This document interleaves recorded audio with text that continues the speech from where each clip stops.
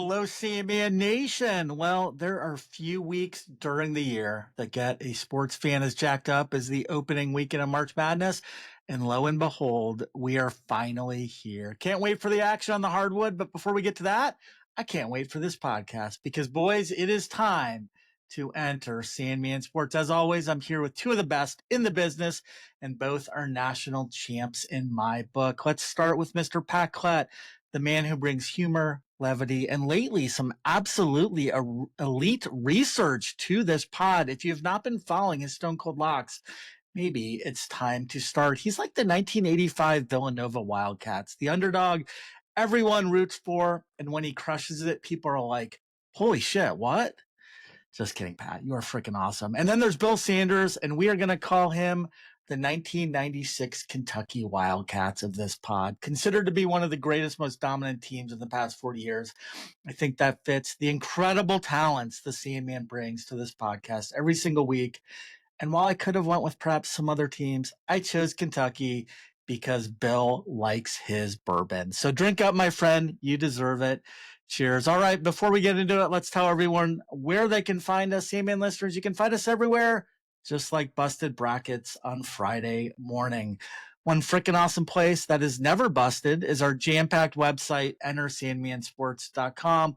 We're dropping new content every single day, articles, videos, and more. This week alone, we've added coverage on March Madness, teams to watch, teams to avoid, just got published a few hours ago. So check that out. Major League Baseball, the NBA, the NFL draft, and we even posted our first ever Formula One article. And I got to tell you guys, that has gotten a lot of love. So we may need to post some more like that soon. I also wrapped up my two-a-day look at Major League Baseball win totals, and those are all posted on our site too. So if you want to see who I like and who I don't like for this coming baseball season, check that out.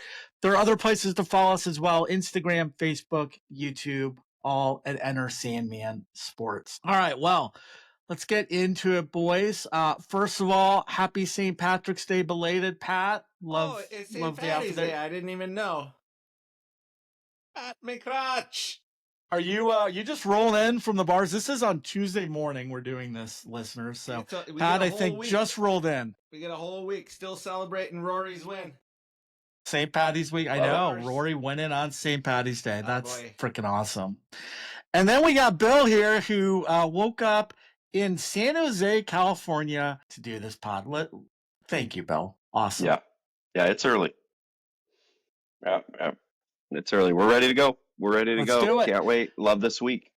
All right. Me too. All right. So, guys, I'm going to start, and I got to brag a little because I'm pretty proud about something. Want to share with you guys and the listeners. So, when my kids were growing up, I would read them some books, but I would also tell them elaborate stories that they just really liked and couldn't get enough of. So they kept asking me to continue my storytelling, tell them more. And before I knew it, I kind of had an entire series in my head of characters, stories, locations, all that. And I probably told them, 30 different stories or so with these characters over the years, but they were all in my head. So this past Christmas, I decided to try and surprise everyone.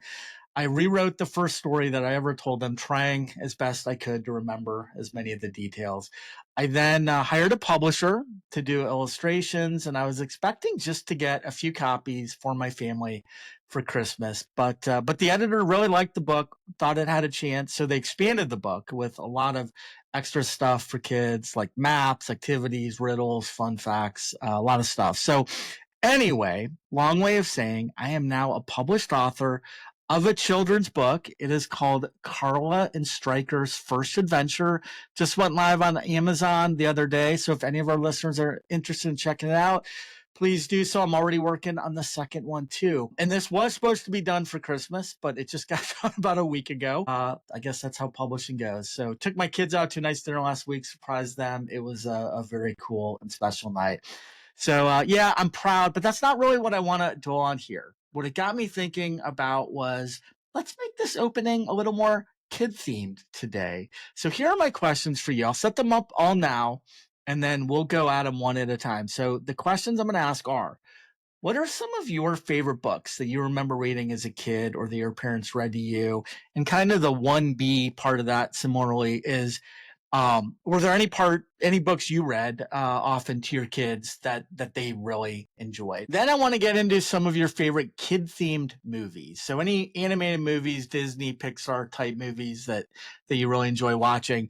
And then finally, I want to hear from you. Who are some of your favorite or least favorite, if certain ones annoy you, kid characters in movies, TVs, books? So, for example, Dorothy, The Wizard of Oz, Kevin McAllister, and Home Alone. Stryker, baby. Carl and Stryker are fast moving up that list. So, all right. So let's get into it. We'll start with our favorite books as a kid and or ones that you read to your kids. So, Pat, why don't you start us off? Well, I don't know if you see that I have books behind me on the shelf. So you do. You're a very well-read man. I mean, when I was a kid, I was reading like Camus, The Stranger, My Antonia. No, I'm kidding. That's a joke. Those are like college level books. Okay. I'm surprised you could spell either of those titles. Well, I was an English major, believe it or not. No, my shout out to Val Klett, my mother. She's wonderful. She's a saint. It was nice to think back to, snuggling in bed and getting ready for bed, and all of a sudden she breaks out, Make Way for Ducklings. Book. I don't know if you've ever seen that book. It takes place in Boston in the park, and it's Make Way for Ducklings. Really good one. How about Berenstain Bears? The Berenstain Bears and the Spooky Old Tree was a good one. The Little Engine That Could. You got Dr. Seuss, all the Dr. Seuss books. And but one of my favorites was I had an older brother. I have 3 older brothers, and one of my brothers is kind of like a collector. He's got all the Lego sets, all the computer games. He had everything. He was organized, whereas my other brothers not so much. So we would always kind of sneak in his room and steal his stuff. But he had a whole dresser drawer full of Choose Your Own Adventure books. Do you remember the Choose Your Own Adventures? Oh, those were so fun. Like, you get to a place and it's like, do I go dive with the giant octopus, giant squid, or do I go take a charter to a deserted island? And then next thing you know, you're dead. So, but those books, he had time to start over. There were about 100 books in his dresser, and he knew they were numbered in order. So if you took one, you had to put it back in its correct slot, or he'd be like, "Who was reading my books?" So wow, yeah, like Misery, the movie. Did you guys know it was St. Patrick's Day week? I did. Okay. Yeah, I did. Just wanted to make sure you guys saw that. Mm-hmm. All right. What about you, Bill? Yeah, thanks. You mentioned a couple of good ones, Pat. I had forgot about the Berenstain Bears. That was definitely a hit. I'm also going to shout out Sandy Sanders, my mom, who, read to us a ton, instilled in my sister and I kind of that love of reading. And, I also remembered thinking back to all these books that I used to get so excited. Did you guys have the Scholastic Book Club? Oh, God, I love that. Yeah. It was like a book fair that would come in, and then it was like being a kid in a candy store where my mom and dad would give us like whatever, a few bucks or whatever it was to go pick out some books. Or a kid in a bookstore. Yeah. Well, and Pat mentioned another one that I'd completely forgot about, the Choose Your Own Adventures. I love those books. I had totally forgot about those. Don't forget Eric in an adult store. Okay. Wow, that is a thought nobody wants to have. Ooh. Yeah, I had a few here, but I'll just make it pretty quick. If you guys remember Curious George, that was that's I love Curious George. Pat mentioned Dr. Seuss. Goodnight Moon. That's another one that is like we knew by heart, and you'd kind of just go along with it as it was being read. Shel Silverstein, Where the Sidewalk Ends. If you guys remember that, really good unique. One. Yeah. That was kind of unique illustrations and everything. And interestingly, in doing some research for this last night, I didn't realize, but Shel Silverstein was a huge Hugh Hefner Playboy Mansion guy, which I just thought was like so ironic, I guess. Wouldn't have put him there when I was thinking about kids' books. And then Where the Wild Things Are, another classic. Shoot, did I Adventures. not mention that one? I don't think you did. Oh, You might have I mentioned have it it and I written missed down. it, but Great book. yeah. Yeah, and then just a couple more just to finish mine off is I mentioned the other day in the pod Adventures of Tintin. Those were some of my absolute favorites, and then Garfield, which was Wow. Yeah. Garfield was another favorite one. So yeah, I had a ton. How about you, Beerman? Damn, look at you guys bringing it strong this morning. Love it, man. So my first We was read at a third grade level, Eric. That's yeah. why we're so excited. This topic should suit both of you well. Yeah. No, my number one was choose your own adventure books. Nice. Absolutely. Yeah, I totally I forgot. love those. And Pat, you're absolutely right. Like it would say something like, if you choose to enter the cave, go to page 75. If you choose to jump off this cliff and perhaps die, go to page 93. Yeah. Those were awesome. I also really liked Where the Sidewalk Ends. I had that too, Bill. Although there was a creepy poem in there. I don't know if you remember about a boa constrictor Yeah. that would like squeeze I someone still to remember the death. picture. I still So remember the yeah, illustration. Yeah, the guy's like yeah. So peeking his head out, and there's a boa constrictor yes, wrapped around him. Yeah. yeah. So I thought that one was kind of weird for a kids book, but the sidewalk Where the Sidewalk Ends was great. And then I gotta just give a shout out to a very obscure book that nobody's ever heard of. My dad always read this to me. It's called Burrhead's Confessions, and it was literally a book written by a 5-year-old back in the late 50s, and he would tape record all the conversations in his house, and he turned those into a book, like at the age of 5. I mean, with his parents' help, but it is freaking funny. And the one thing I remember was he always called his parents Guy and Martha instead of mom and dad. And I thought that was so cool. But my parents did not share the same enthusiasm when I tried calling them Bob and June. It did not go over too well there. So, all right. Well, that was awesome. What about favorite animated movies, Pat? What do you got there? Any ones you love? For me, anything with princesses, my daughter, I really like The Princess and the Frog and Tangled. Like when she was young, just watching her get so excited and just run around the house all day singing these songs. And my daughter can sing; she sings all the songs really well, so I appreciate them even more. And otherwise, Finding Nemo was a big one in our house. Yeah. Cars, Hmm. Shrek a little bit, but mainly just because I like Eddie Murphy doing Donkey. Like, come on, Shrek. Donkey. All these movies, but I would listen. I would listen to them most of the time. I would listen to them while I would drive the minivan cross country, and my kids were in the back. So I've heard Yeah. these. Not only have I watched them a couple times, but probably heard them a million times. Driving the Odyssey down the road. It's my favorite car ever. I was so sad to see that minivan go. It was like sitting in a couch driving down the road. It was the best. But yeah, what about you, Billy?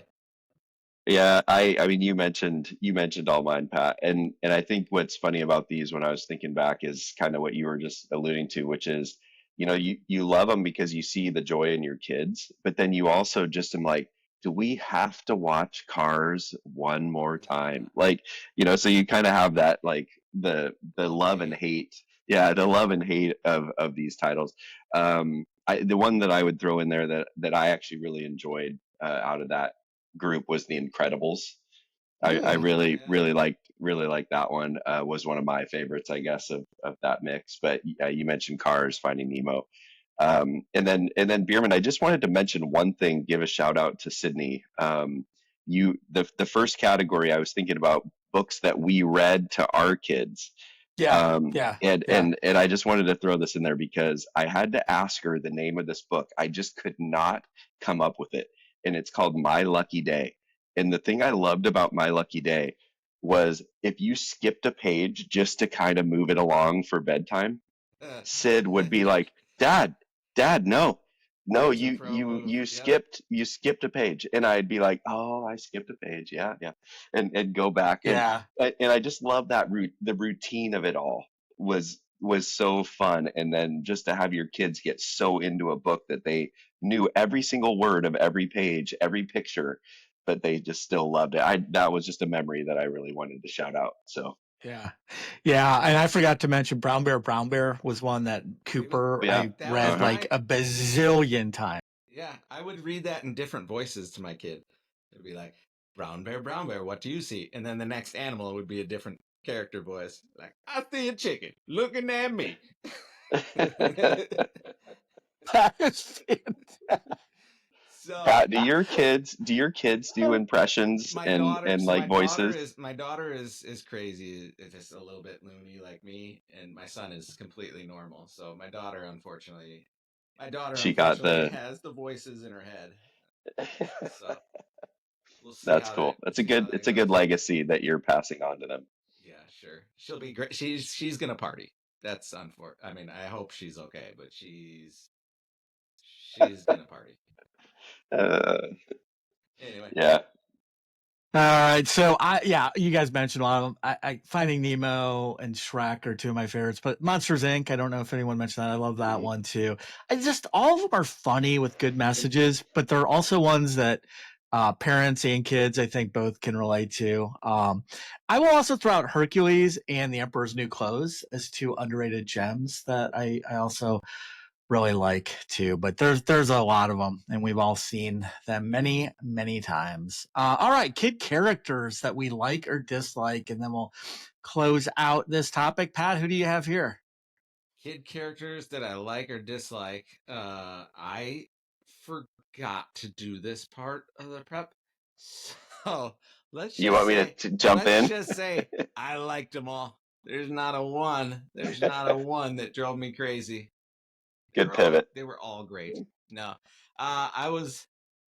Yeah, I don't. You know what's Eric and I will say some, and you're gonna be like, Yeah. that guy. Yeah, that's one of the things about Pat always going first is that if anything's missed in the notes or prep, he's kind of screwed. Um, but yeah, for me it was. Do you guys remember Mowgli from the Jungle Book? Mowgli was the main human character, I guess, but just awesome in that. And I loved the Jungle Book as a kid. I mean, the actual book as well. And so Mowgli popped to mind. And then, do you guys remember Short Round from the Goonies? Yeah. The little Asian dude. He was. I love Short Round. I know. I don't know what it was about Short Round, but he was funny and he was just kind of this cool character. He won an Oscar. Didn't he win an Oscar last year? That's right. He did. Yes. Everywhere all at once. Yeah, he did. I forget his name, but he's fantastic. I forgot that.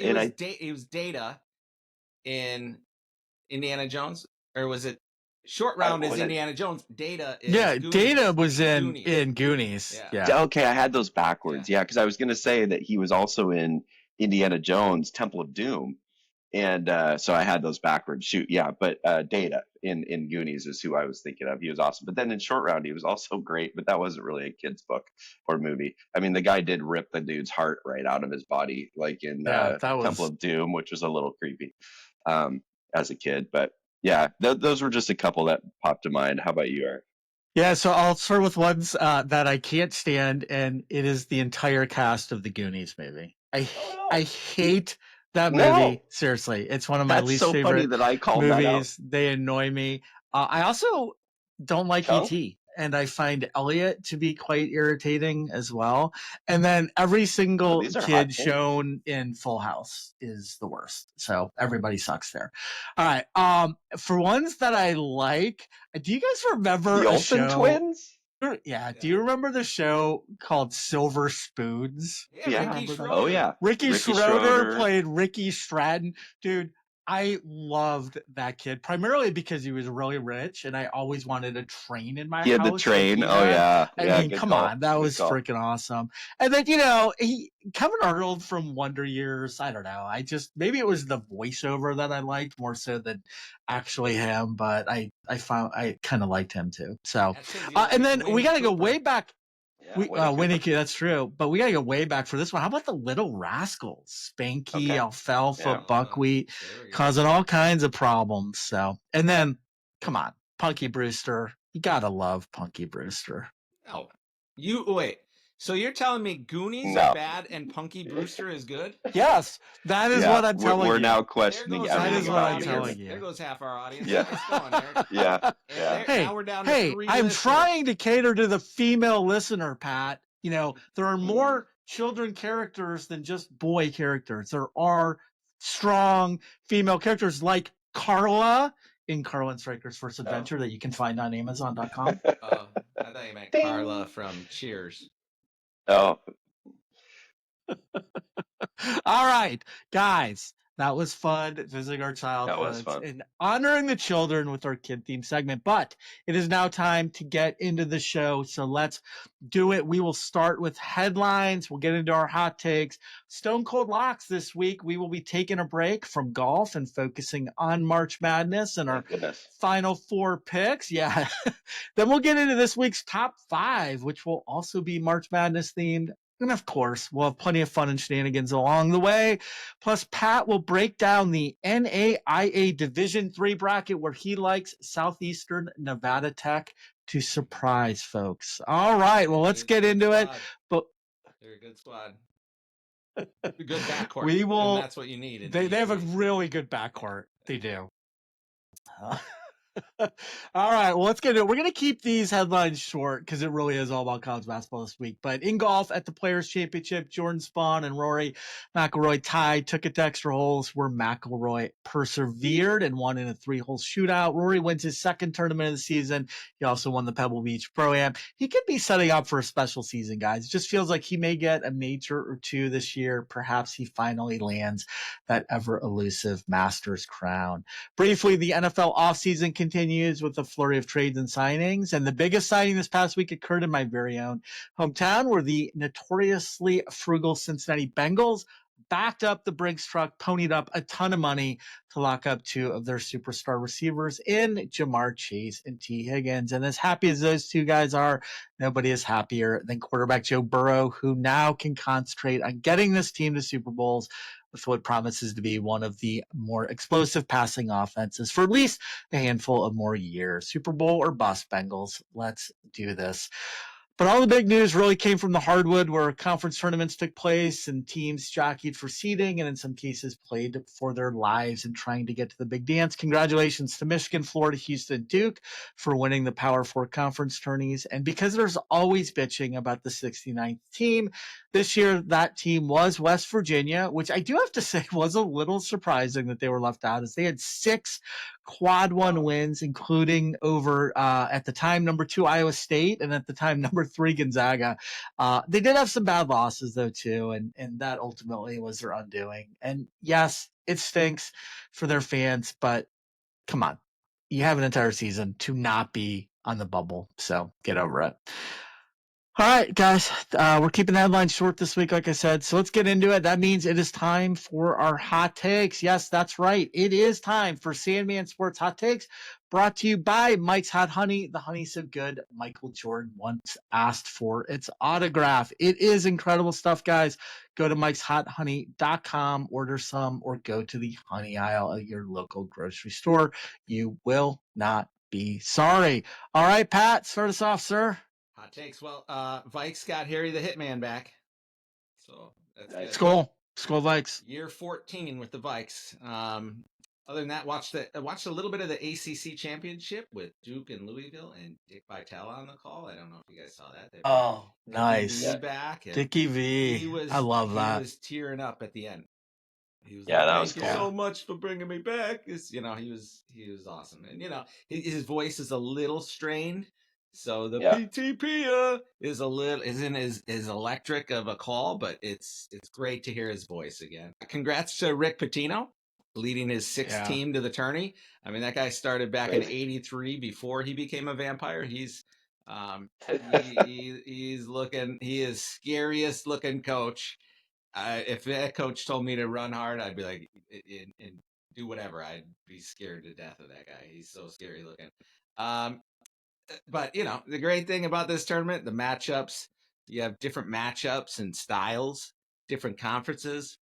I'm excited for this tournament. You got kids taking over games and rising up. It's going to be great. I can't wait. But and then also shout out to Rory. Roar's number 1. Bill and I called it. I mean, that's all we do is you did. Here. You did. I mean, it was fun to see that on St. Patty's Day. I don't know if you noticed. Go Roars. I'm sticking with the St. Patrick's Day theme. Did you guys notice that? All right, Bill, what do you got?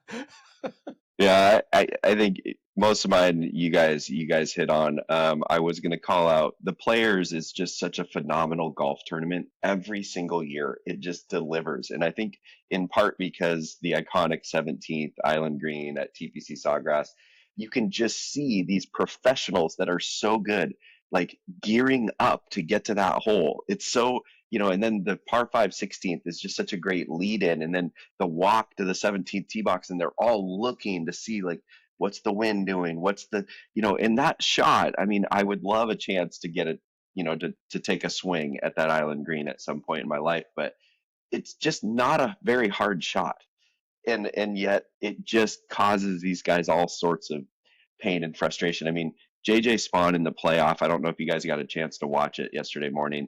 It was before I had to run off to the conference, so I did get to watch it, which was pretty cool.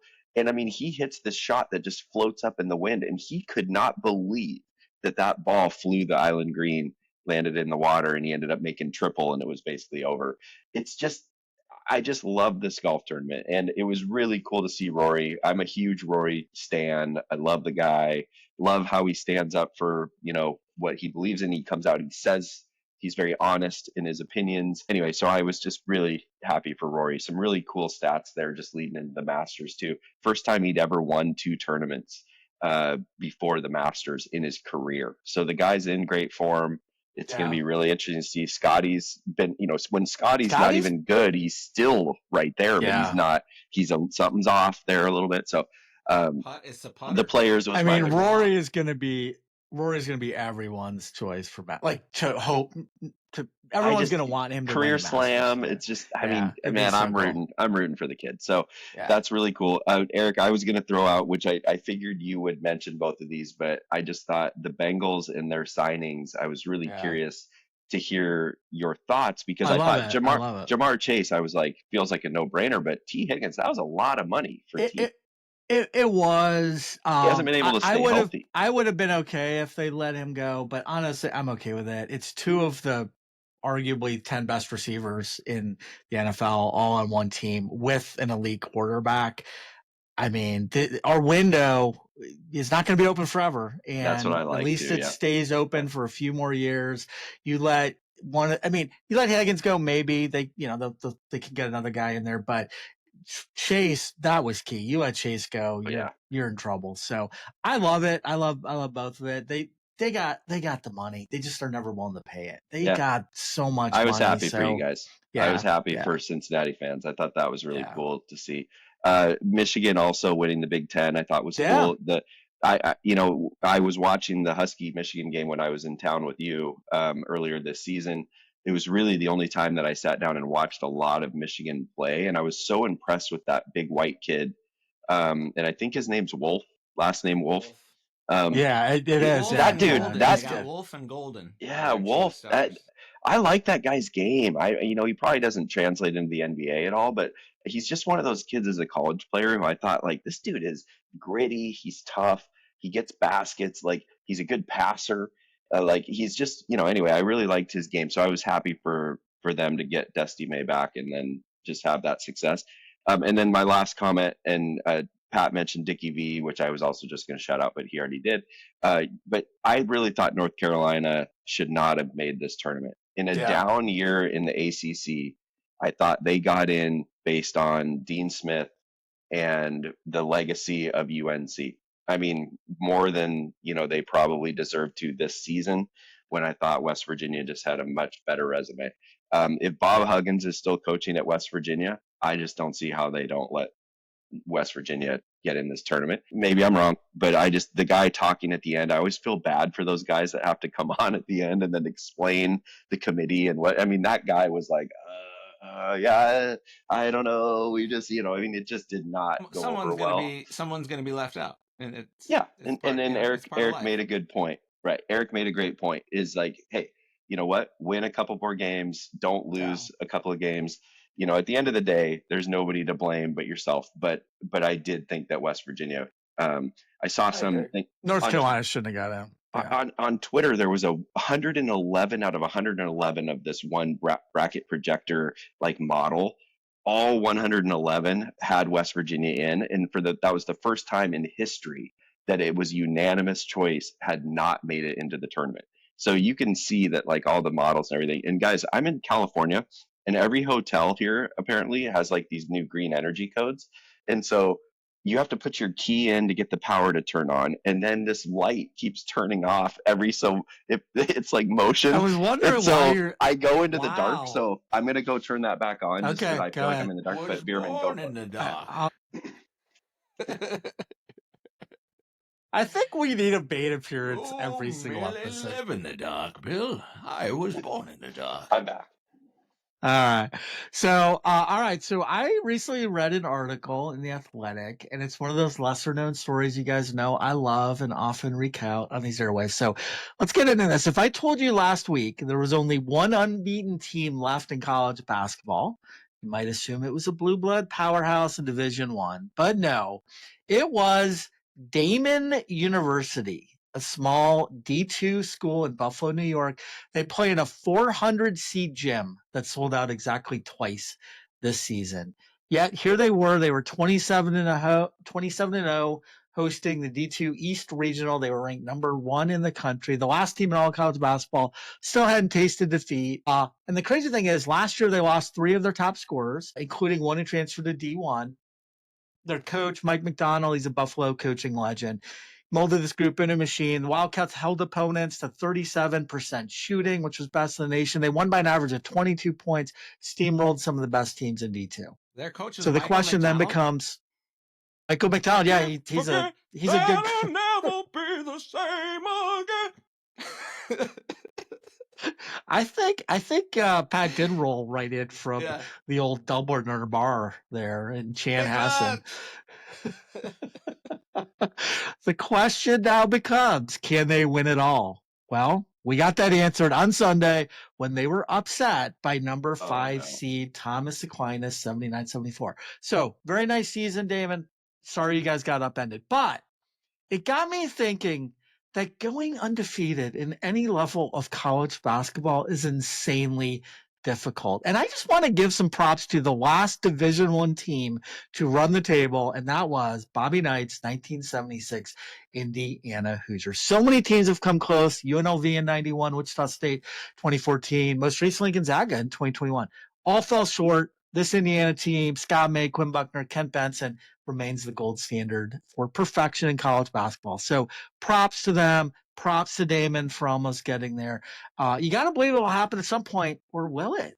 Is this one of those records that is not meant to be touched again? Time will tell, I guess. And then quickly, the SEC and Big Ten are reportedly considering a new championship weekend format where there will be 4 play-in games that would determine their conference title game participants. So, because each Big Ten and SEC, I don't know if you guys saw this, but each get 4 teams in.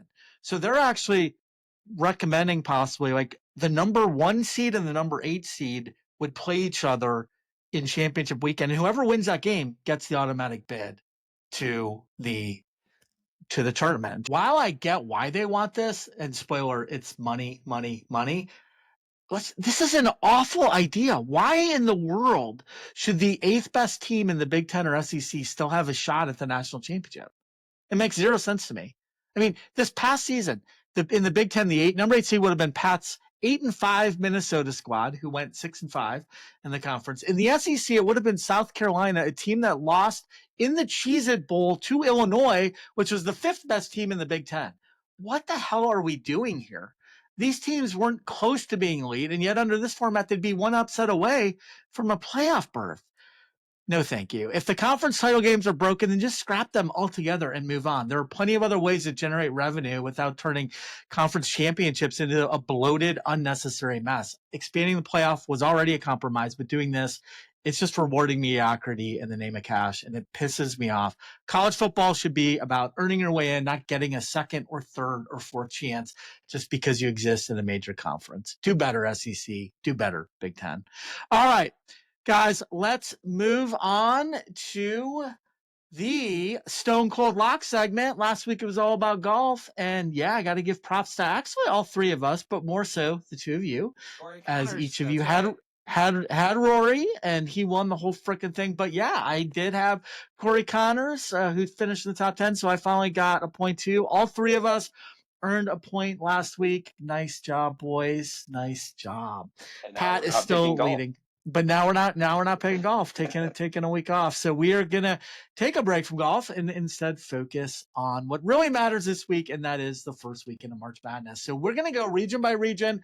We're gonna share each of our final four picks, one team from each region to avoid perhaps, or any Cinderella teams as well that we think maybe you should keep your eye out on for. So then we'll get into our final four, share who we think will win it all. So let's start with the South region, where the top seeds are Auburn, Michigan State, Iowa State, Texas A&M, and Michigan. Who do you like to emerge from this region, Pat? And are there any higher seeds you would avoid, or any Cinderella teams you like in this region? Well, I always love it comes to this time of year and you're like, I should have watched more college basketball. So a lot of this is just feels. It's all feel. But Yeah, I'm with you. I feel like Auburn has just one of the toughest regions.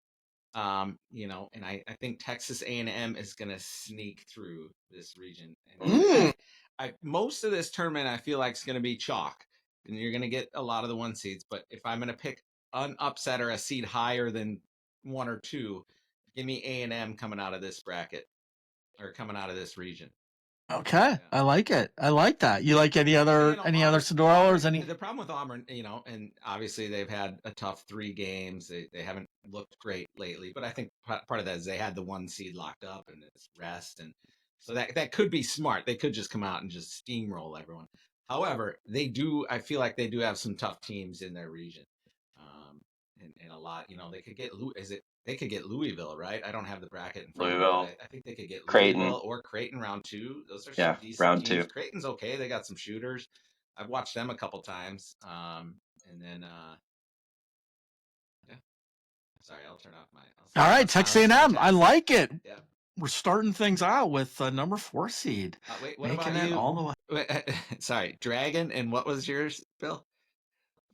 4. 4. What about 4. you? 4. Oh, that's right. Yeah, I was gonna say God, I don't he's even bringing remember. back the nicknames. I Wow. don't remember. What I love about this is absolutely could not have been a better Pat leadoff pick, because I have Texas A&M as my high seed to lose. There you go. Nice. There you go. And so here's the things. Pat nailed it, same as me. I have not watched nearly enough college basketball, so these are not necessarily expert picks based in data or any of that things. It's feels for me. I've watched some of the conference tournaments. I've maybe seen a game along the way. I'm a big, just like in golf picks, I like form heading into the tournament, and I think Pat highlights a good thing about Auburn is that they may have just already had things wrapped up, but I don't know, college kids, coaches, they tend to not want to just like take things off, and for them to lose 3 or 4 games heading into this tournament has me a little worried about Auburn. So I love Bruce Pearl, and so but this region out of all 4 regions was the hardest one for me to pick my winner. I don't know if you guys had the same feels, but maybe that's kind of what Pat was just alluding to, which is there's just a lot of tough teams in this bracket. Maybe there's more parity in this bracket. I don't know what it is, but I actually, like I said earlier, I actually really liked Michigan. They just won the Big Ten, so if Texas A&M does get by Yale, and Yale's a good team, then Michigan's going to be a tough challenge, I think, for them in round 2. So that's why I kind of was fading Texas A&M. I'm going with Tom Izzo and Michigan State. I don't love this pick by any means, but I love Tom Izzo, and I think this team's overachieved all year until, obviously they lost to Michigan. But I just really like Michigan State, their toughness, the way Tom Izzo coaches in the tournament. And now they'll probably lose to Bryant in the first round. So sorry, Tom Izzo, but that's my pick in the South.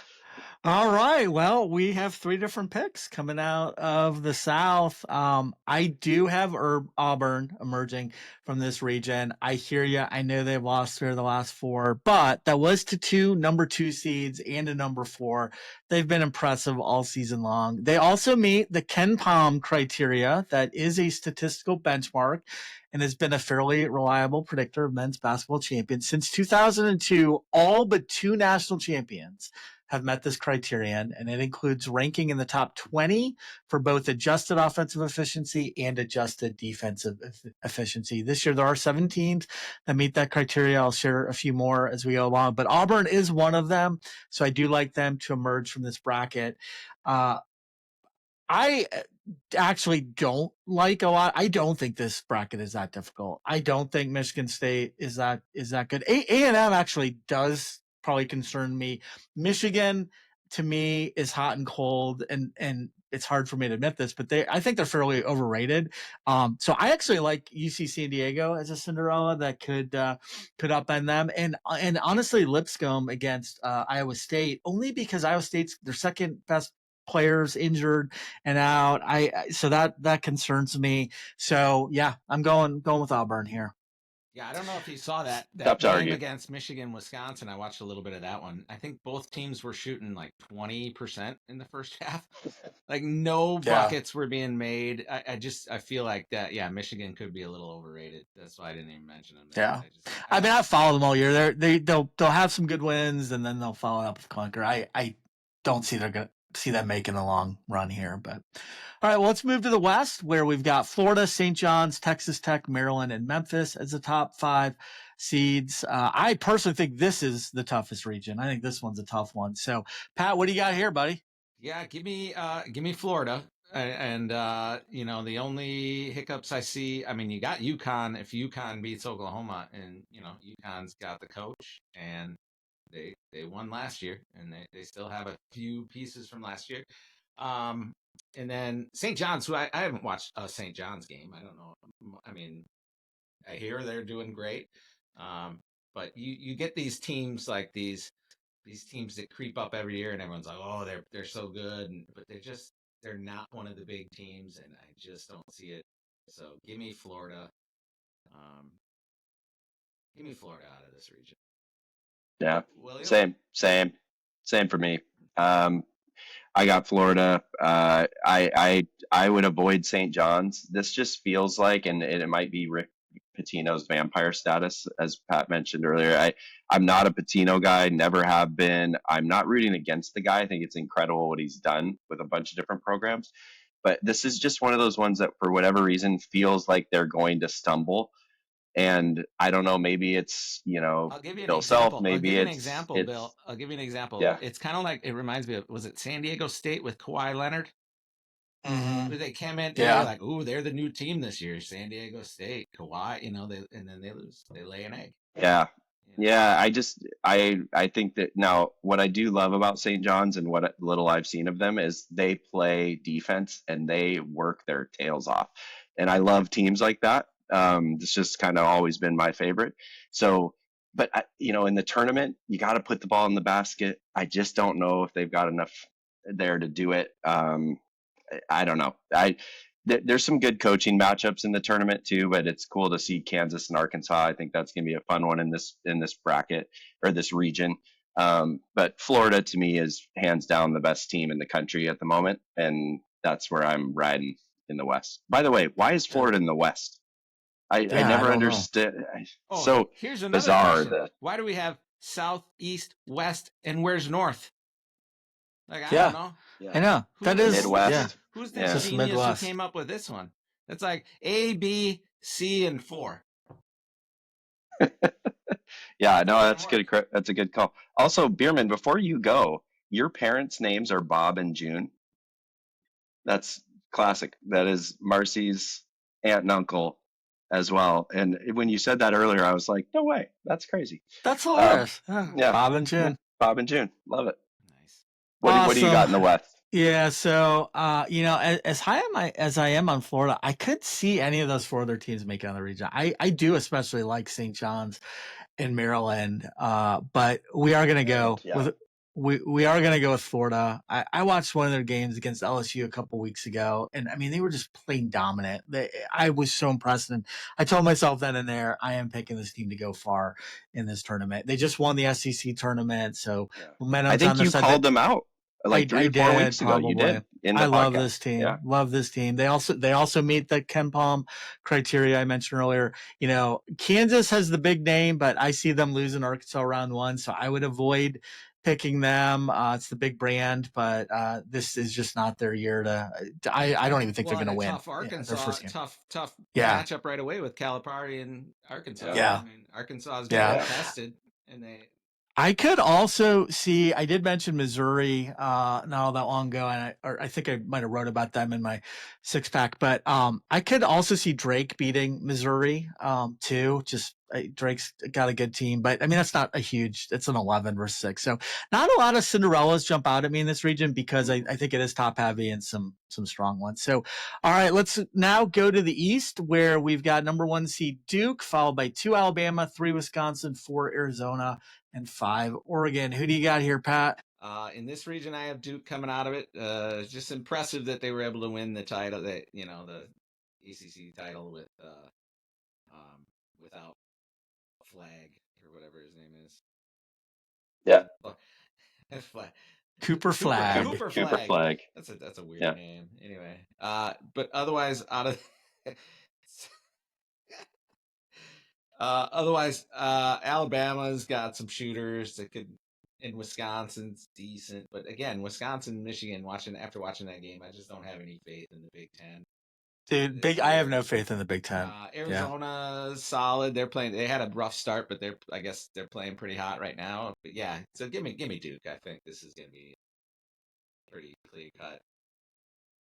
Yep, same for me. Never been a huge Duke guy, but this is just feels to me like this team's different. If Cooper Flag's ankle is okay, these guys are making the Final Four. If it's not, I think it could be a little bit more of a test. But I mean, I look at their path too, and I don't see a lot of teams getting in their way here.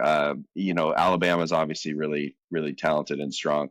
My comment on this region is kind of for all the regions, because I was going to ask you guys earlier. Did you guys see that the SEC got 14? I think it was 14 teams. 14 of their 16. 14 of the 16. Yeah. What? Okay. I did not know that. Wow. Yeah. Now here's my thing that I'm going to pose. Speaking of Alabama in this region, is this a situation where the conference is not as good as maybe we all think it is, and that these teams have been playing each other and everything's getting elevated, just like kind of the SEC at times in football. Maybe the ACC has been that way in basketball through the years a little bit. I don't know. I mean, it's going to be so fascinating to me to see how the SEC teams fare in this tournament. I think out of all the tournaments that we get to see in college sports, March Madness is the great equalizer. I don't necessarily think that you always see the chalk that we all think is so great, make that Final Four. Obviously, it's not 4 1 seeds or 2 seeds making the Final Four every year. So it's going to be really fascinating to see. But in this case, I got Duke, Cooper Flag. I've been riding the train all year. I think that kid is just phenomenal. And so give me Duke. Yeah, I mean, Duke has been so impressive. I'm not actually sold on Mark Sears for Alabama either. He can shoot, but you just watch him try to create and draw contact, and it's not happening. When he goes in with the bigs, I feel like he just gets smothered, and I don't know. I'm not buying the Mark Sears hype train for Alabama. Yeah, I am not either. Duke has been so impressive. They just won the ACC. They've lost only 3 games all season, and those were 77-71 at 27-6 Clemson, 75-72 at Kansas, and 77-72 on a neutral site versus Kentucky. 3 losses by a total of 14 points all season. And guess what? They also meet the Ken Palm criteria. But I don't know. There's something I'm just not sure about with this team. Of course, the potential injury with Cooper Flag concerns me. I think he'll be okay, though. But the ACC has been awful this year. And so I'm just not sure how impressive this team really is, despite a great record. Outside of Louisville, I don't think there's any teams very good, frankly. So while I think this is a weak region, and it certainly wouldn't surprise me to see them come out of it, I'm going to take a team that Pat mentioned. I'm going to take Arizona here. They made it to the Big 12 championship game where they lost to Houston. They've had some highs and lows, but I just have a feeling here.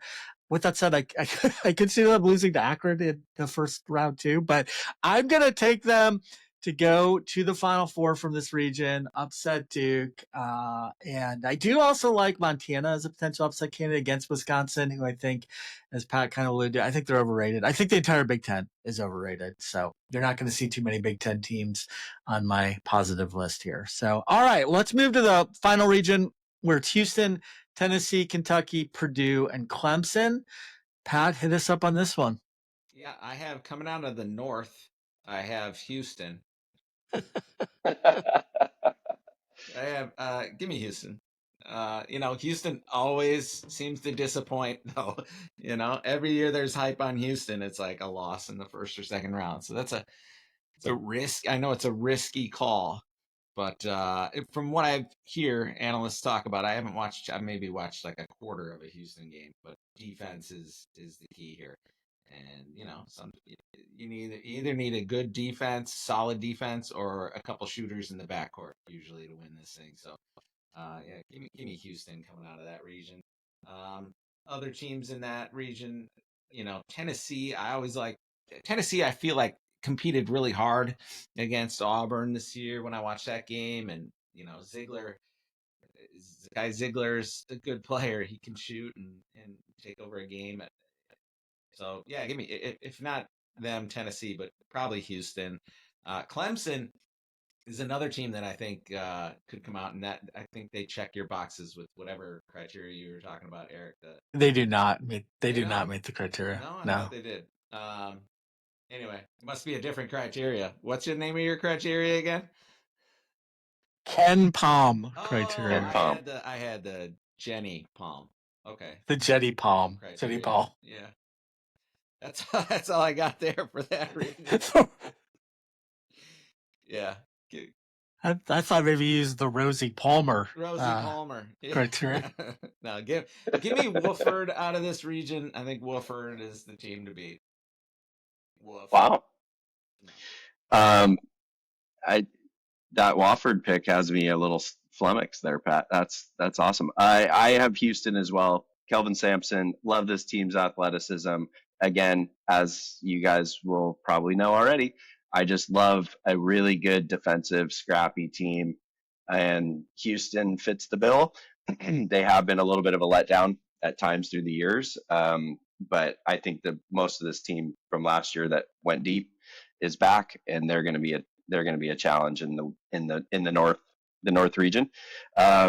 And then my upset pick is Eric mentioned this guy a couple weeks ago, I believe, and that is the UCLA Bruins and Mick Cronin. I think that while the Big Ten may be down, I think that he's just the type of coach that's going to have his team primed for an upset.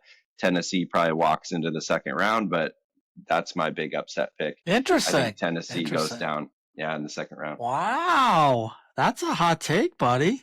I like it. So, for me, I think it's a shame because I actually think Houston and Tennessee are two of the best four teams in the nation right now. So I hate to see them in the same region, and I really struggle with who to pick out of this region. Both meet the Ken Palm criteria, but I'm actually the Rosie Palmer, but I'm actually going to go with Tennessee here. Again, this is a hunch, but they've been very impressive of late. They just made the SEC championship where they lost to Florida. This is by far the toughest conference in America, so they're battle tested. They'll be ready for this tournament.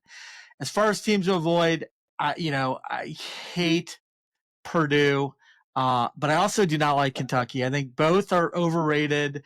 Although Kentucky does play in the tough SEC, so maybe they're better than I think. But Purdue is not. They are not better than I think. They are awful. So not going to pick them. No real Cinderellas jump out at me here, although I could see High Point beating Purdue in the first round because of how down I am on them. And then one game I do really want to see is number 8 Gonzaga against number 1 Houston in the second round. I know Houston's good, and I know Gonzaga's having an off year. I really hope we get to see that game. So, all right. So our final fours here. Pat's got A&M and Florida playing each other, Duke and Houston. Bill's got Michigan State and Florida, and Duke and Houston.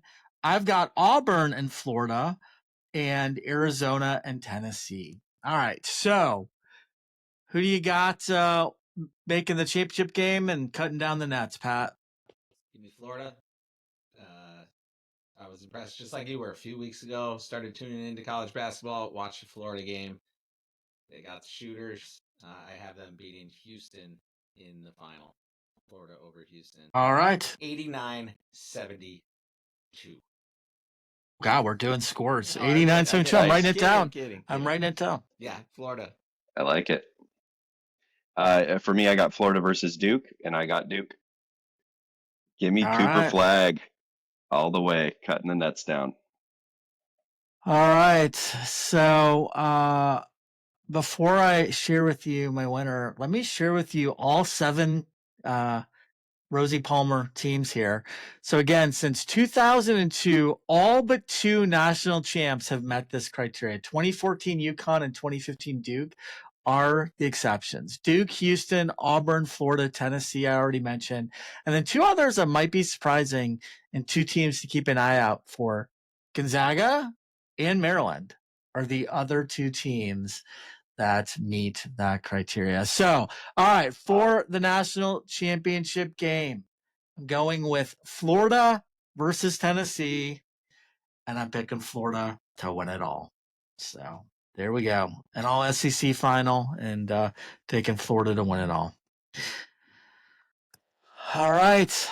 Well, Good that picks, was boys. fun, guys. Can't wait to get into our brackets and have mine you guys see busted. any upsets or any teams that are going to be, surprise picks?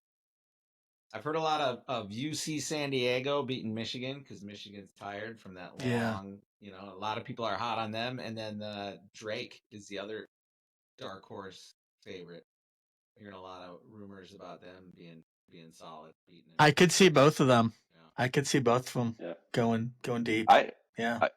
I mean, this goes against your pick, Pat, but I kind of like Yale in the first round against Texas A&M as well.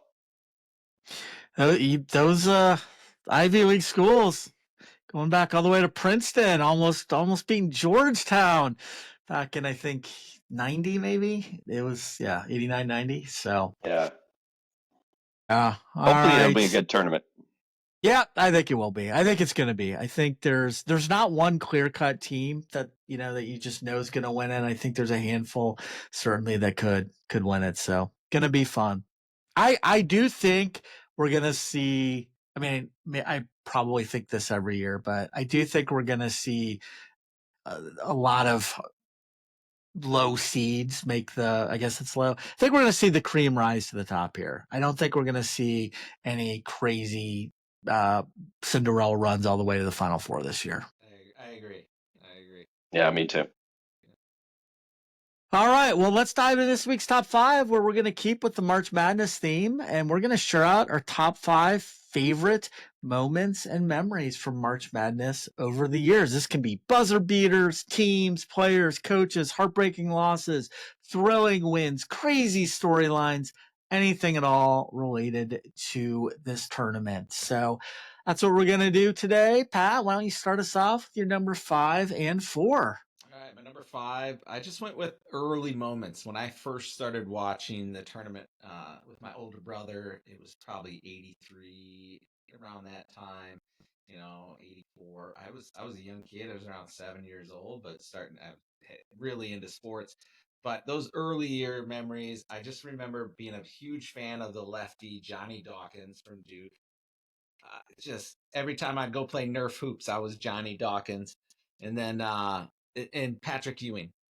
I just remember Patrick Ewing in Georgetown. That was like my first memories coming into the tournament as a kid, and how just scary Patrick Ewing looked. Just I would not want to drive into that lane and just get swallowed up by that guy. So yeah, that was my first one. Was just the early years of just being like, what is this tournament? This is crazy, and it's on. I get to stay up late and watch some of these games. I thought that was really cool, and I've been hooked ever since. My second one is going to be I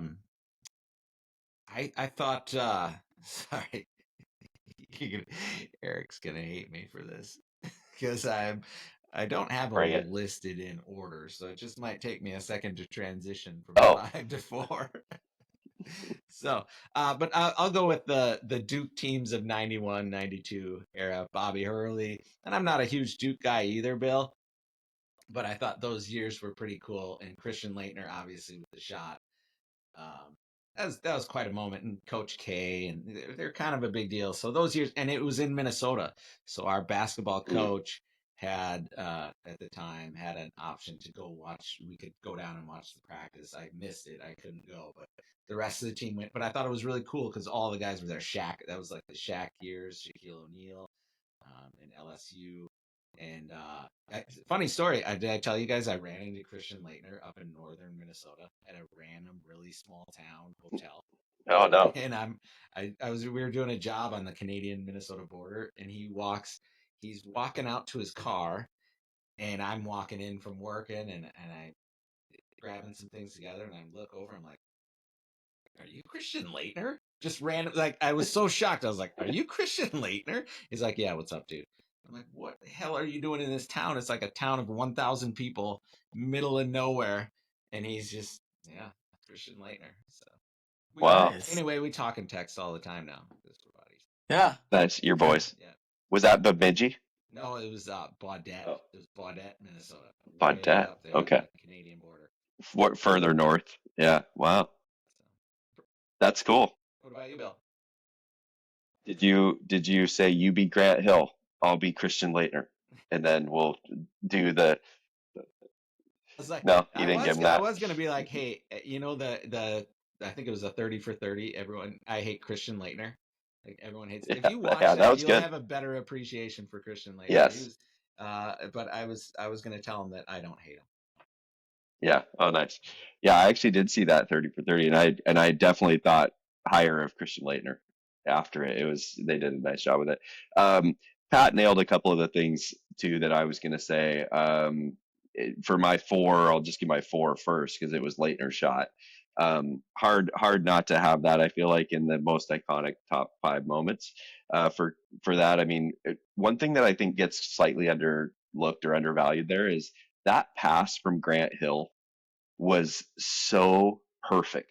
If you sat back at the end of a basketball court and tried to Yeah. throw a ball to your buddy at the free throw line that accurately, that is extremely difficult to do, you guys. And he just put that thing right on the money. I mean, if you watch the replays, Leitner does not even have to really adjust to the Yeah. ball. It just comes right It's a to him. great It's call. Good super call cool out. play. Super cool play. And then the other thing that I was just going to say, more sort of nostalgic wise, is for years there, I asked my kids, like, hey, do you want to stay home from school for the first day of March Madness? And then, or we often did Fridays because I was so busy with pool stuff on Thursdays that I was actually really not watching a lot of the games with the start of the tournament. But Fridays of the first round, my kids, would choose if they wanted to stay home, and it was Well, that's just cool memories to watch. Now they probably didn't watch as like intently as I did, but it was still fun to spend that time with them. And then my number five, and sorry Bierman for doing this, but it's Chris Webber's infamous timeout. Yeah, Yeah. the timeout that Michigan did not have against North Carolina in 1993. So my 5 and 4 Leitner shot was 4, and Chris Webber timeout 5. We'll edit that out. It's okay. All right, my number five. So my first two are Homer picks for sure, but they definitely rank in my top five for greatest memories. So we're going to start with this one related to my alma mater, Miami of Ohio. I wrote in this week's six pack about my heartbreak with Miami over the years as they lost to Akron this past weekend in the MAC finals after having an 18-point lead. They lost in the Hockey Frozen Four finals back in 2009 after being up 3-1 with less than a minute to go against Boston University. But there are some good memories too for Miami and for their basketball team. So this one's a good one. In 1999, behind All-American Wally Zerbiak, Miami was a number 10 seed. And in the first round, they beat, you guessed it, Bill's Washington Huskies. 59-58 in a nail biter. They then beat number 2 seed Utah, but eventually lost to Kentucky. It's a great run though, and honestly, it's why one of the reasons why March Madness is so special, because I have tons of memories. for Michigan, the big school in all sports. But for the smaller schools, graduates of those typically only get these types of special runs. And this is the best one for Miami so far. Wally So World was really great. good He was a job. Timberwolf too. Wally World. Yeah, he Yeah, was. now Great he does player. a good job with the analysts. Is an Is analyst. he Yeah, an he does. analyst Yeah, up there? Doesn't He surprise me does. at for all. March The guy Madness. was, he Yeah. was always good. So Somebody guard him. Somebody get a hand up. him and Ben Roethlisberger by far the two most famous alums of Miami. He had So 40-something points yeah, against the Huskies. And yeah, I he think they did. Yeah, scored like 50. He also had a ton against Kentucky, who they lost to, but they actually had a supporting cast around him too, but their run was bound to end there. So all right, for number 4, I'm gonna head to Michigan for my number 4. It's not the Weber timeout. It's not the Fab Five, but I'm gonna head back to their 1989 run. Bill Frieder was the coach of this team, and they finished 4th in the Big Ten this year. Prior to the tourney, Frieder told Michigan athletic director at the time, was Bo Schembechler, that he accepted a job at Arizona State and would be leaving after the season, but he would still coach in the tournament. Bo famously said, quote, "A Michigan man is going to coach a Michigan team. So get the hell out of here." He released Frieder and made longtime assistant Steve Fisher the head coach. Fisher never was a head coach before, but he miraculously led this team into the Final Four, which by the way, Bill, was held in Seattle. So there's that bonus. Once there, things got even more exciting. They beat fellow Big Ten member number 1 seed Illinois, who they had lost twice to during the regular season on a last-second tip-in. They won that game 83-81. And then in the finals, Michigan defeated PJ Carlesimo's Seton Hall squad in overtime, nonetheless, 80-79, when Romeo Robinson was clutch. He nails 2 free throws with 3 seconds left to give Michigan their first and only basketball national championship. And for good measure, Glenn Rice was named most outstanding player, and he set a tournament record by scoring 184 points in the 6 games. So that's my number 4. What do you got for 3 and 2, Pat? All right, my 3 is going to be 2003. Carmelo Anthony, and Oh, that's a great one. Syracuse and McNamara. McNamara was another piece of that team that was so fun to watch, and they had just such a nice run. And it started every year for me. A lot of these memories start in the Big East tournament. That was the tournament I always watched. Loved the Big East tournament at Madison Square Garden every year. It was so good.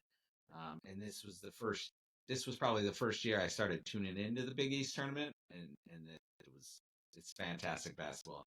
And then their run was fantastic. So Mello and McNamara and Syracuse, and I love Boeheim. You gotta love Boeheim and the glasses and just the demeanor. He was fantastic. And then it's his only natty. That was his only one. And then for number 2, I have Kemba Walker, 2011, UConn. And again, another moment for me that started in the Big East tournament, because Kemba Walker just took over that Big East tournament and then carried that momentum right into the tournament, the big tournament, where he just so good. He went off. Yeah.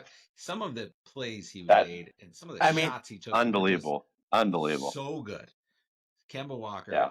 He carried that entire team. He's the reason they made it. I mean, that was, crazy performance. I can't believe he didn't have a bigger NBA career.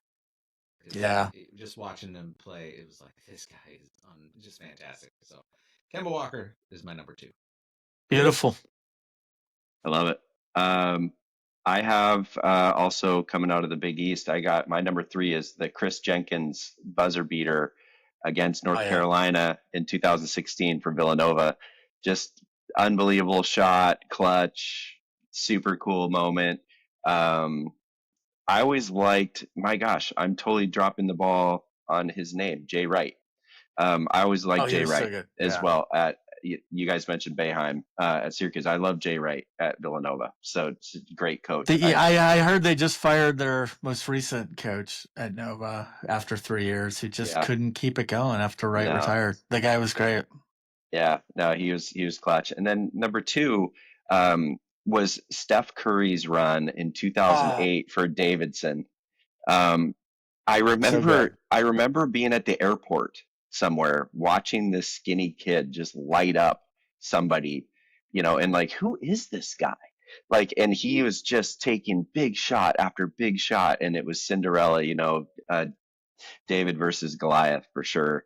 And obviously, easy to look at Steph Curry's career and just think marvel at this guy's ability. I think I just saw the other day that he went over 4,000 3-pointers made in the NBA. Just an unbelievable milestone. And he was just so fun to watch in that run, just absolutely putting a school on his back. So, Yeah. yeah, that was my 3 and 2. I didn't even think of that one. I'm kicking myself. That was a great one, Bill. So my number 3, I just gotta say, guys, I absolutely love the one shining moment montage. So just that's my number 3. I used to record them all. Love it. Most you can find on YouTube. And I will occasionally go back and watch some of them. Some of them are like really grainy and like, but just a little some facts about this. So it actually started back in 1987 during the game. That was the game Indiana beat Syracuse on Keith Smart's last second shot.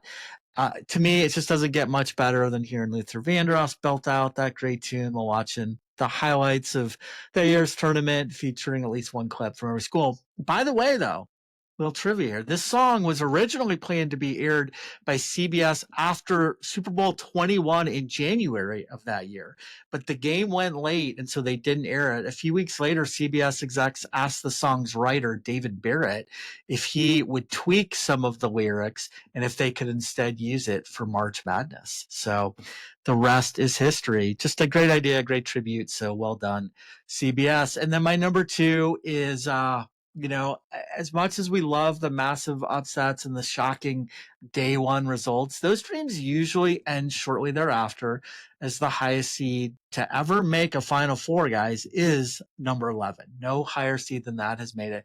But it's actually happened 6 times. But really, there's only 4 that stand out. So my number 2 here is just Cinderella runs in general by higher seeded teams. The first team it happened, a number 11 making the Final Four, was back in 1986 with number 11 seed LSU. And another time it happened was just a few years ago in 2021 with number 11 UCLA. But those are big names, so they don't get people nearly excited. But back in 2006, a little squad from Fairfax, Virginia, named the George Mason Patriots shocked the world. They beat blue bloods like Michigan State, North Carolina, and UConn on their way to the Final Four. Just a great, fun run. Virginia Commonwealth, Loyola Chicago, and Florida Atlantic have also made that run as number 11 in the years since. But George Mason, I think, really captured people's hearts and imaginations and made people think, could we be watching our very own Hoosiers? Is this our very own miracle? Just could it happen? And, to me, that just makes this tournament so cool and so magical. So that's my number 2. What do you got for number 1, Patrick? Yeah, similar. I have for number 1 upsets and buzzer beaters. Teams I was thinking about, Bucknell run in 05. I remember watching Bucknell. I was like, where is this? Oh God, school? yeah, that's a good one. Like I've never heard of half of these schools, and then they come in and they get on a run. It's just fun. Fairfield or whatever all these teams it's fun to watch those. So the upsets and the buzzer beaters. For sure. Who's that kid? There's a million buzzer beaters. I looked at some of the He's now a coach, but he was kind of the first. Bryce Drew. And that's like the most famous one. But I mean, Christian Laettner is the most famous one. But the Bryce Drew, one, I mean, so you get those things, and then the half court shot. What was the almost buzzer beater by Butler in 2011? Hayward. I was at that game. I was at that game. If they would have won, that one was devastating for me because I had Butler as in the pool, and I was just like, Gordon Hayward, so much money, money lost. But I think these upsets and these kids. The Steph Curry one though for me was the ultimate. You mentioned it's a great run because he looked like he was in 5th grade. He was so skinny and small, and you're just like, who is this kid? But he can shoot. Couldn't stop him. Yeah. So that was a fun one for me. That's awesome. What about you, Bill? Yeah, I mean, you just nailed my number 1, Bryce Drew's buzzer beater. That was such a cool play. it, again, so beautifully drawn up and run. When I coached high school basketball, we actually worked on similar, buzzer beater, full length of the court plays like that. To throw that pass is so difficult. To lay it off and then hit the shot is so difficult.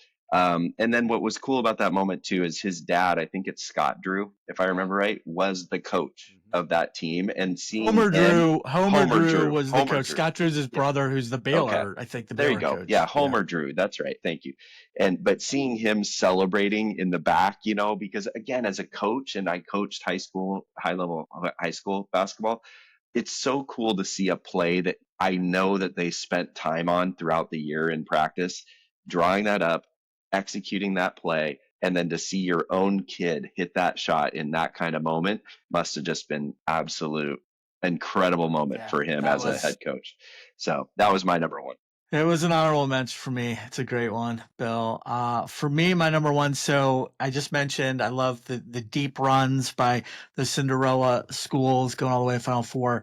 As magical as those are, though, to me, it's so much fun to watch the one true shining moment where kids from the small schools, the schools nobody gives a chance, play their hearts out for 2 hours and etch their names in history forever. So, I got to say, we talked last pod about records that are likely never to be broken. I used to say that it would never happen, that a number 16 would never beat a number one. But then in 2018, small little UMBC, Maryland, Baltimore County shocked the world by beating number one seed Virginia. But here's one of the most impressive things, and I'm sure you guys remember this. They didn't just win.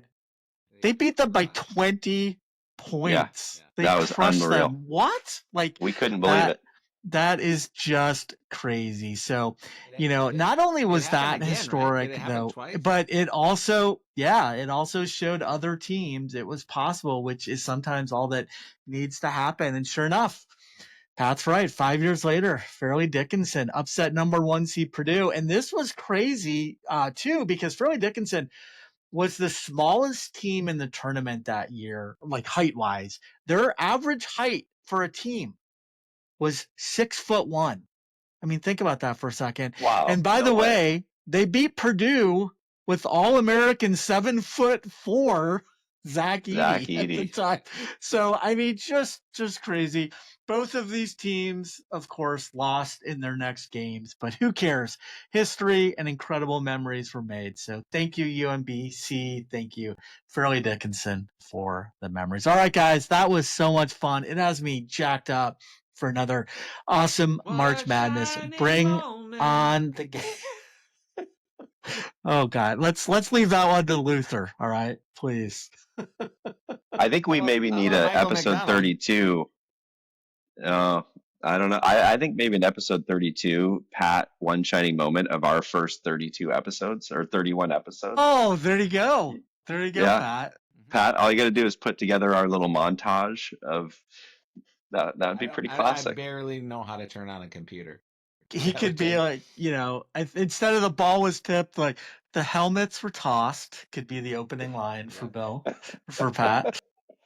Yeah, the animal helmets are the best. The animal helmets are the best. All right. So, Bill, I don't right now. This is Tuesday. I don't know when we're going to get this out. It could be before the tip off on Thursday, most likely. Do you want to talk at all about the Yeah. pools? Let's Okay. mention it just in case. I mean, Okay. depending on Yeah. your schedule, but yeah. I mean, guys, this is like kid in a candy store. Day before Christmas, day of Christmas morning, whatever. This is Hanukkah starting. I don't whatever the coolest moments are of your childhood type of stuff. We have so much stuff going on for the tournament. I just want to mention this because I think it'll be easiest to remember. Email us at info@entersandmansports.com. We'll hook you up with all the details. Yeah. The other thing I would just encourage you, if you're listening to this and you have not registered yet for the new site, The new site. go do it. Yeah. Go do it. mypools.entersandmansports.com/register. And once you do that, we're going to get you through the system. We'll verify you as a Sandman Sports player, and then you will have all of the pools that are available listed right on your screen for you to choose. All the rules are there. Everything's there. Until So you get in that site, I don't think anybody yeah, can realize how much work and just improvements have been put into that. It's so awesome and just it's so so much awesome. better. So yeah, yeah. It's and one more quick thing, Bierman. One more quick thing is that, and this is somebody that's been doing this for a long time, that my eyes lit up when our devs were showing us stuff early in this process. There are so many cool things, but the coolest thing, the thing that just stands out to me the most, is that there are the little school badges next to every single name on the site, and it looks so sharp. And with the real time scoring and everything else that's going on, it's just an easy pick entry, all that stuff. You guys go check it out. If It's you like so cool. pools at all, there is no better place to go than here. So let us know. Awesome. All right. Well, CMA Nation, thanks for joining. It's been another super fun episode, but sadly, it is time to exit CME and Sports. Real quickly, before we do, just a few reminders where to find us. Please follow us, like us, subscribe to us, spread the word. Instagram, Facebook, YouTube, all at Enter CME and Sports. Our website, entercmeandsports.com. Have a wonderful weekend, CMA Nation. Enjoy all the awesome games. We'll be keeping our fingers crossed that your brackets last at least into Saturday. Thanks for joining us. Peace out. Take care. May the road rise to meet Good you. luck. May the wind be always at your back.